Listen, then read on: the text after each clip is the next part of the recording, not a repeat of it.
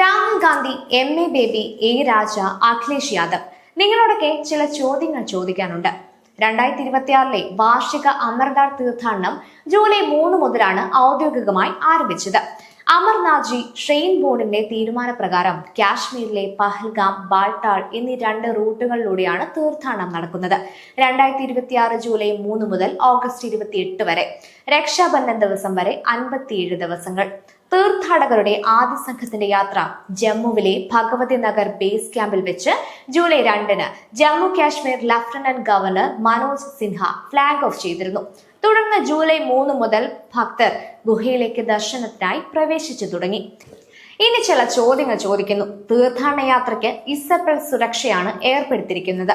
ഹിന്ദു ഭൂരിപക്ഷ രാജ്യമാണ്. മതത്തിന്റെ പേരിൽ വിഭജിച്ചു കൊടുത്തതിന് ശേഷം മിച്ചമുള്ള രാജ്യത്ത് മനസമാധാനത്തോടെ ആരെയും ഉപദ്രവിക്കാതെ തങ്ങളുടെ ആചാരാനുഷ്ഠാനങ്ങളോടെ ജീവിക്കാൻ ചിലർക്ക് എന്തിനു പേടിക്കണം? ഇനി പറയൂ, സൈന്യവും CRPF-ഉം ഹിന്ദു തീർത്ഥാടകരെ സംരക്ഷിക്കുന്നത് ഹിന്ദു തീവ്ര വലതുപക്ഷ ഗ്രൂപ്പുകളിൽ നിന്നാണോ? മറുപടി പറയൂ.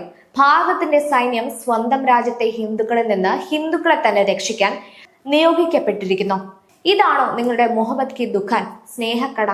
ആർഫ ഖാനും ഷെർവാണി, റാണ ആയുബ്, സൈമ, സ്വരഭാസ്കർ തുടങ്ങിയ സ്വന്തം മതത്തെ കണ്ണിലെ കൃഷ്ണമണി പോലെ കണ്ട് ഹിന്ദുവിനെ വിമർശിക്കുന്ന വലതുപക്ഷ ബുദ്ധിജീവികൾ പറയണം, ഇന്ത്യയിൽ മുസ്ലിങ്ങൾ വേട്ടയാടപ്പെടുന്നു എന്നാണെങ്കിൽ പിന്നെ എന്തിനാണ് സൈന്യവും CRPF-ഉം നിരായുധരും നിസ്സഹായരുമായ ഹിന്ദുക്കളെ കാവൽ നിന്ന് അമർനാഥിലേക്കും കൈലാസത്തിലേക്കും യാത്രയാക്കുന്നത്? 1. കാശ്മീരിൽ തീർത്ഥാടക ബസ്സുകൾക്ക് നേരെ വെടിവെക്കുന്നത് ആരാണ്? 2. ഹിന്ദു യാത്രികർക്ക് ബുള്ളറ്റ് പ്രൂഫ് വാഹനങ്ങളും ഡ്രോൺ നിരീക്ഷണവും വേണ്ടിവരുന്നത് എന്തുകൊണ്ട്? 3.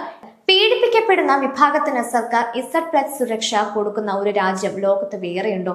പ്രിയപ്പെട്ട മതം മാറിയ നേതാക്കളെ, എല്ലാ മതങ്ങളും സ്നേഹവും സാഹോദര്യവും പഠിപ്പിക്കുന്നുണ്ടെങ്കിൽ പിന്നെ എന്തിനാണ് ഇന്ത്യയിലെ ഹിന്ദുക്കൾക്ക് മാത്രം ഇത്ര Z+ സുരക്ഷ വേണ്ടി വരുന്നത്? 4. ക്ഷേത്രങ്ങൾക്ക് മുന്നിൽ കമാൻഡോകളെ നിർത്തേണ്ട ഗതികേട് എന്തുകൊണ്ട്? 5. കാവടി യാത്രയ്ക്ക്, കുംഭമേളയ്ക്ക്, രഥയാത്രയ്ക്ക് എന്തിനാണ് 24 മണിക്കൂറും CCTV-യും ആയിരക്കണക്കിന് പോലീസും? 6. സർവധർമ്മ സമഭാവനയുണ്ടെങ്കിൽ പിന്നെ ഒരു വിഭാഗത്തിന്റെ ആരാധനയ്ക്ക് മാത്രം സൈനിക അകമ്പടി എന്തിന്? 7. സ്നേഹം പഠിപ്പിക്കുന്നവർ തന്നെ തീർത്ഥാടകരെ കൊല്ലുമെന്ന് ഭയക്കേണ്ടി വരുന്നത് എന്തിന്റെ സൂചനയാണ്? ഉത്തരമുണ്ടെങ്കിൽ പറയും. വസ്തുതകൾക്ക് നേരെ കണ്ണടയ്ക്കരുത്. നിങ്ങൾ ഈ ചോദ്യങ്ങൾ എല്ലാവരോടും ചോദിക്കണം. കഷ്ടപ്പെട്ടു നേടിയ വിഭജനം, സഹിച്ചു നേടിയ സ്വാതന്ത്ര്യം, പിന്നെ ആരെയാണ് ഭയക്കേണ്ടത്? ഹിന്ദുവായി ജീവിക്കാൻ എന്തിനാണ് കലിമ പഠിക്കേണ്ടത്? ഇന്ത്യയിൽ സ്വന്തമായി ജീവിക്കാൻ ഹിന്ദുവിന് അധികാരമില്ലേ?